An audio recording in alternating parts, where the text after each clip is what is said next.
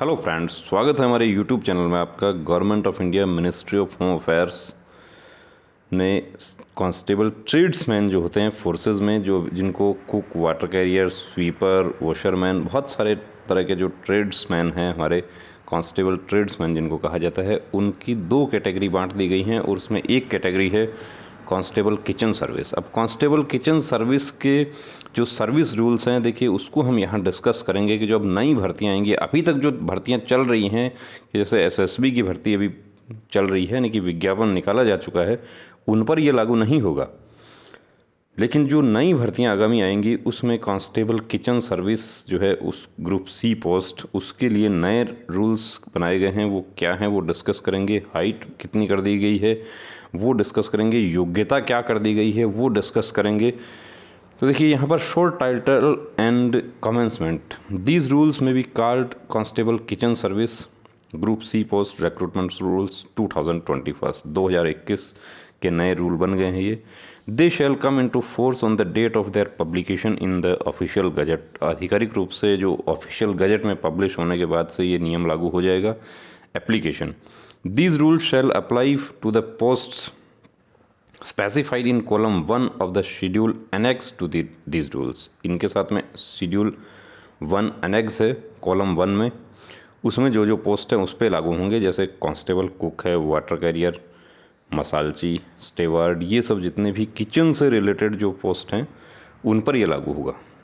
Number of post classification and level in the pay matrix. The number of set post, its classification and the level in the pay matrix attach there to shall be as specified in column 2 to column 4 to the schedule annexed to these rules. Method of recruitment, age limit and other qualifications. अब देखिए method of recruitment, age limit, qualifications and other matters relating thereto shall be as specified in column 5 to 13 of the said schedule. इसके 5 से 13 तक पूरा detail दिया गया है, उसको हम डिस्कस करेंगे। इनिशियल कॉन्स्टिट्यूशन में personnel holding the post specified in the column 1 of schedule annexed therein immediately before the commencement of these rules on the regular basis shall be deemed to have been appointed in accordance with the provisions of these rules. The regular continuous service of personnel referred in sub-rule 1 in the respective grades immediately before the commencement of these rules shall count for the purpose of probation period, qualifying service of promotion, confirmation. अब देखिए disqualification, कौन नहीं आवेदन कर सकता, तो no person. इसमें कौन है, देखिए who has entered into or contracted a marriage with a person having a spouse living. जिसने की जो 2 शादियां कर ली हों उसने, वो नहीं कर सकता। Who having a spouse living has entered into or contracted a marriage with any person, कि वो ये भी उसी से संबंधित है। Or shall be eligible for appointment to the said post, इसको छोड़ देते हैं। देखिए हम मेडिकल फिटनेस जो है वो एमएचए के द्वारा जो 20 मई 2015 को जो मेडिकल गाइडलाइन जारी की गई है उसी के अकॉर्डिंग रहेगा। पावर टू रिलैक्स क्या है, पावर टू रिलैक्स है where the central government is of the opinion that it is necessary or expedient so to do it may by order and for reasons to be recorded in writing relax any of the provisions of these rules with respect to any class or category of persons. Ineligibility of non citizens of India, यानी कि ये सिर्फ Indian citizens के लिए होगा, लेकिन ये rule होता है कि सेंट्रल गवर्नमेंट इन राइटिंग में किसी को परमिशन कर देती है तो वो भी इनके लिए एलिजिबल हो जाते हैं। सुपर एनुवेशन के बारे में देखिए बता दिया गया है कि सुपर एनुवेशन कब होगा, यानी कि रिटायरमेंट कब होगा उनका, तो 60 ईयर्स का जो एज है उसके बारे में बता दिया गया है। Every person appointed under these rules shall retire from service on the afternoon of the last day of the month in which he or she attains the age of 60 years or as prescribed by the central government from time to time. 60 years सभी का कर दिया गया है सभी central armed police forces में। Provided that a person whose date of birth is on the first of a month shall retire from service in the afternoon of the last day of the preceding month on attending the age of, जिनका first होता है, जिनका 1 तारीख होता है date of birth, वो उससे पहले वाले मंथ में ही हो जाएंगे, और जिनका 2 से लेके लास्ट आखिरी तारीख तक होता है, ये रूल हैं सेंट्रल गवर्नमेंट के। तो ये कोई भी भर्ती होती है उसके लिए ये रिक्रूटमेंट रूल्स फिक्स होते हैं।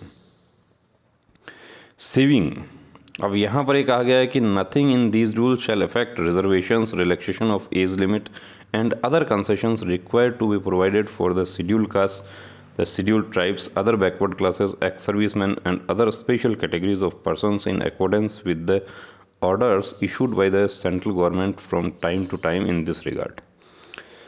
कि जो भी रिजर्व कैटेगरी जो हैं उनके जो अधिकार हैं वो सुरक्षित रहेंगे। इंटरप्रिटेशन वो क्या है कि यहाँ पर देखिए constable kitchen schedule, constable kitchen services, number of posts subject to variation dependent on the workload, कितना वैकेंसी होगा वो आएगा। Classification general central service group C, non gazetted, non ministerial, और पे मैट्रिक्स क्या होगा, वही कांस्टेबल वाला पे मैट्रिक्स है। और सिलेक्शन और नॉन सिलेक्शन पोस्ट ये इस पर लागू नहीं है।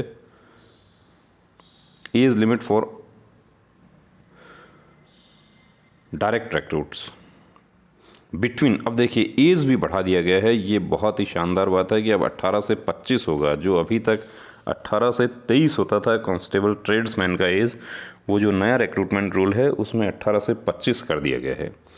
और उसमें भी रिलैक्सेशन होगा, यानी कि 5 ईयर रिलैक्सेशन होगा। तो SC ST जो है वो 30 तक हो जाएगा और OBC जो है वो 28 तक हो जाएगा।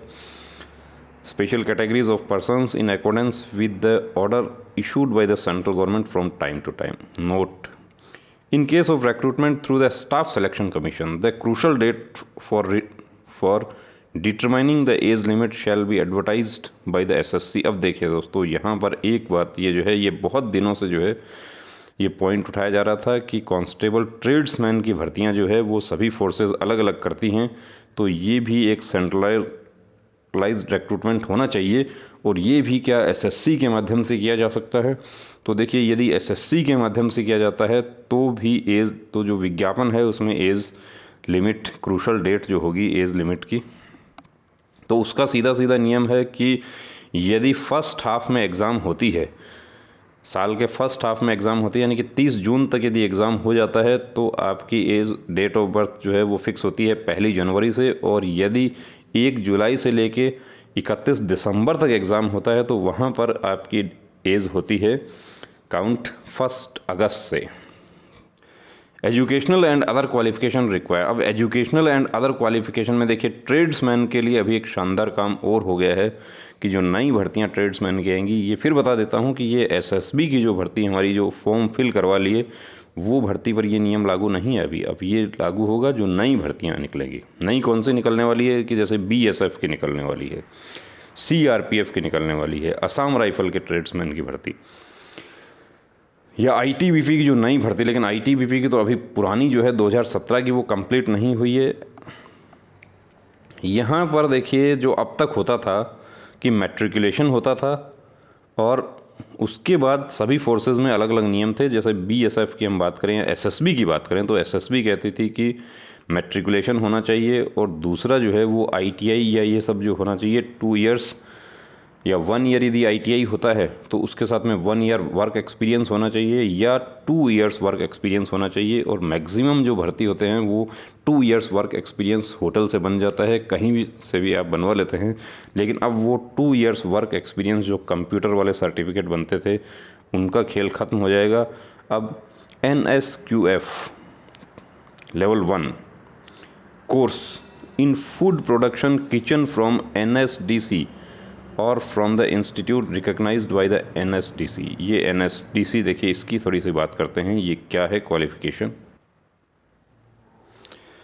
अब जो एजुकेशनल क्वालिफिकेशन है उसकी बात करते हैं। देखिए मैट्रिक तो है ही, अब मैट्रिक के साथ में क्या क्या है, मैट्रिक के साथ में NSQF national skill qualification framework, national skill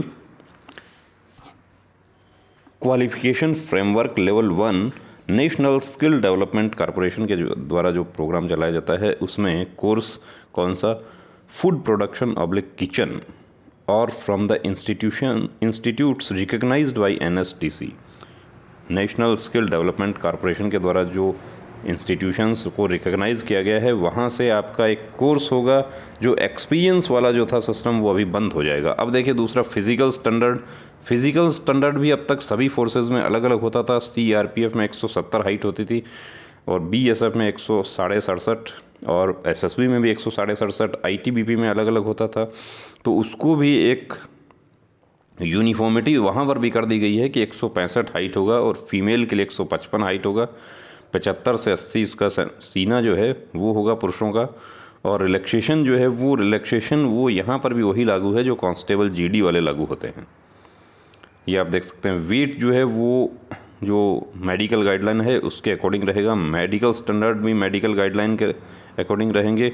colour perception जो है वो देखिए यहाँ पर फिर CP3 कर दिया गया है। इससे पहले अभी तक कलर परसेप्शन जो था CP4 होता था। Knock knee, flat foot, varicose vein, squint ये सब नहीं होना चाहिए। तो इसके बारे में भी पूरा बताया गया है। Must qualify the physical efficiency test, physical standard test and written test, वो सब आपको पास करना होगा। इसके अलावा whether age and educational qualifications prescribed for direct recruits will apply in case of promotees. Promotion के लिए इसमें नॉट एप्लीकेबल है। प्रमोशन जो है वो कब होगा, प्रोबेशन पीरियड 2 ईयर्स होगा। और method of recruitment whether by direct recruitment और बाय प्रमोशन और by deputation, absorption and percentage, तो सभी का पूरा ही डायरेक्ट रिक्रूटमेंट होगा। और ये देखिए पूरा जो है यहाँ पर डिटेल दे दिया गया है। Group C departmental confirmation committee जो बोर्ड होगा उसमें कौन होंगे अफसर, तो उसके चेयरमैन एक कमांडेंट रैंक के अफसर होंगे, deputy commandant, assistant commandant, member. तो ये आपके लिए बहुत ही अच्छा एक न्यूज़ है कि ये लागू होने वाला है। इसका पहले भी नोटिफिकेशन आ गया था। और CRPF, BSF ये सब जो ट्रेड्समैन की भर्तियां अभी आने वाली हैं, तो हो सकता है दोस्तों कि अभी जल्द ही ऐसा प्रोसीजर लागू हो जाए कि जो भर्तियां ट्रेड्समैन की होती हैं वो भी अलग अलग फोर्स वाइज ना होकर एक सेंट्रलाइज्ड भर्ती हो। और वो किसके माध्यम से हो सकती है, वो SSC के माध्यम से हो सकती है। जो अभी कांस्टेबल GD की भर्ती होती है वैसा ही कांस्टेबल ट्रेड्समैन का भर्ती जो है वो SSC के माध्यम से जल्द ही ये प्रावधान लागू होने के चांसेस नज़र आ रहे हैं। और आपकी यदि GD में आपकी हाइट नहीं है और आपकी एज आपकी ओवर एज हो गई है तो ये आपके लिए बहुत ही गुड न्यूज़ है कि आपको भी एक मौका और मिलेगा फोर्सेस के साथ काम करने का, वर्दी पहनने का। तो हो जाइए तैयार थ्रिल और रोमांच से भरपूर CAPF की वर्दी के लिए। जय हिंद।